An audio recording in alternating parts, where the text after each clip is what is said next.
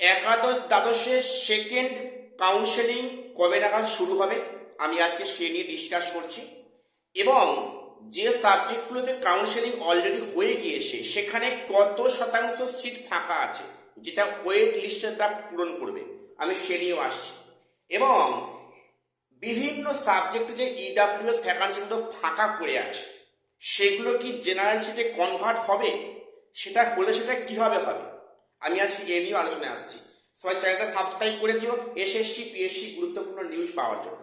আজকে প্রথম বলি, সেকেন্ড ফেজ কাউন্সেলিং কবে নাগাদ শুরু হবে?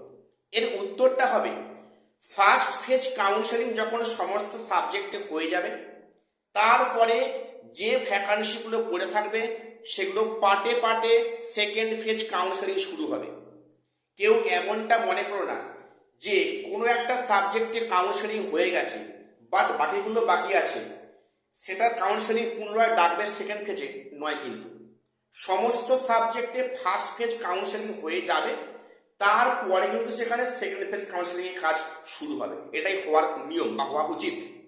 অর্থাৎ ফার্স্ট ফেজ কাউন্সেলিং 11-12 সমস্ত সাবজেক্টে হয়ে যাবে, তারপরে সংশ্লিষ্ট ফাঁকা পোস্টে কিন্তু সেকেন্ড ফেজ কাউন্সেলিংগুলো পার্টে পার্টে ডাকা হবে।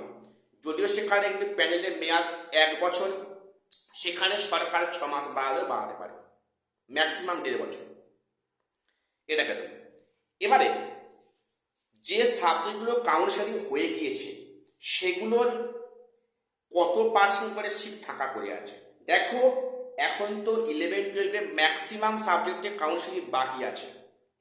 যে কটা মাইনর যে কটা সাবজেক্টে হয়েছে সেখানে যদিও ইতিহাস আছে, ভালো ভ্যাকান্সি ছিল, তো যে কটা সাবজেক্টে কাউন্সেলিং হয়েছে হিসাব করলে দেখা যাচ্ছে সেখানে কোথাও 10%, কোথাও 15%, কোথাও 20% অর অ্যাবাভ এমন সিট ফাঁকা পড়ে আছে। অর্থাৎ সেখানে এবারে ওয়েটিং থেকে প্রচুর সংখ্যক ডাক পাচ্ছে। এটা আমি অলরেডি ভিডিওতে বলেছি, এখনো বলছি আর এর পরেও বলবো। বিভিন্ন সাবজেক্টে এখানে বেসিক্যালি কিন্তু মাল্টিপল র্যাঙ্কিংয়ে বেশি ফাঁকা হচ্ছে। এবারে বেশি অ্যাবসেন্ট কেস থাকছে না, বা যেটা নন জয়নিং কেস এরপরে হবে সেটা কিন্তু মনে হয় খুব বেশি হবে না, সেটা প্রায় অ্যাবসেন্টের মতোই হবে আর কি। কিন্তু এখানে যেটা পরিষ্কার হিসাব, মাল্টিপল ক্যাটাগরিতে এখানে প্রচুর সংখ্যক সিট ফাঁকা হচ্ছে। কাজেই বিভিন্ন সাবজেক্টে যে কটা কাউন্সেলিং হয়েছে বা যে কটা কাউন্সেলিং বাকি আছে সেখানে বেশি সংখ্যক কিন্তু সিট ফাঁকা হবে। মেজর সাবজেক্টে বেশি সংখ্যক সিট ফাঁকা হবে। কাজেই এবারে কিন্তু ওয়েটিংটা একটা সুবর্ণ সুযোগ রয়েছে, বিশেষ করে যারা ফিমেল ক্যাটাগরি রয়েছে তারা তো অবশ্যই। তো এখানে কিন্তু মানে যেটা ফাঁকা হচ্ছে তার কিন্তু সংখ্যাটা অনেকটাই বেশি গতবারের থেকে। তো এবারে বলে রাখি, ইডাব্লিউএস ক্যাটাগরি এই সিটগুলো যে ফাঁকা পড়ে আছে বিভিন্ন সাবজেক্টে, তার সংখ্যাটা কিন্তু খুব একটা কম নয়। সেগুলো কি জেনারেল সিটে কনভার্ট হবে? তার উত্তর হবে বা হওয়া উচিত। যে সিটগুলো ফাঁকা আছে মানে ইডাব্লিউএস সেগুলো কিন্তু কম্বাইন্ড লিস্ট আকারে সবার মধ্যে বন্টিত হবে।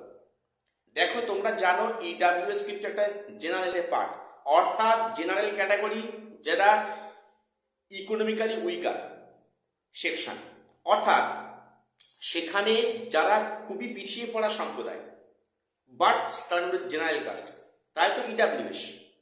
কাজে এটা একটা জেনারেল কাস্টের একটা পার্ট বা অংশ।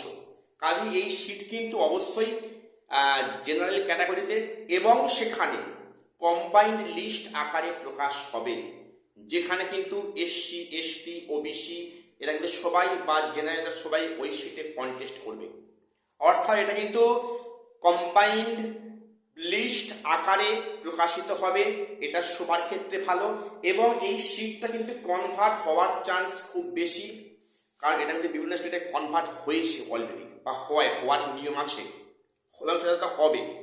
সেটা হলে কিন্তু মানে জেনারেলদের অনেক সুযোগটা বেড়ে যাচ্ছে। এখানে কিন্তু জেনারেলদের সম্ভাবনাটা অনেকটাই বেড়ে যাবে যদি এটা কনভার্ট হয়, এবং হয়তো হবে কিন্তু সিটটা অনেকটা বেশি হবে। আজ এটুকুই আপডেট দেওয়ার ছিল। প্রত্যেক চ্যানেলে সাবস্ক্রাইব করে দিও এসএসসি এবং পিএসসি গুরুত্বপূর্ণ নিউজ পাওয়ার জন্য। আর শেষ করলাম, দেখা হচ্ছে পরে কোনো ভিডিওতে।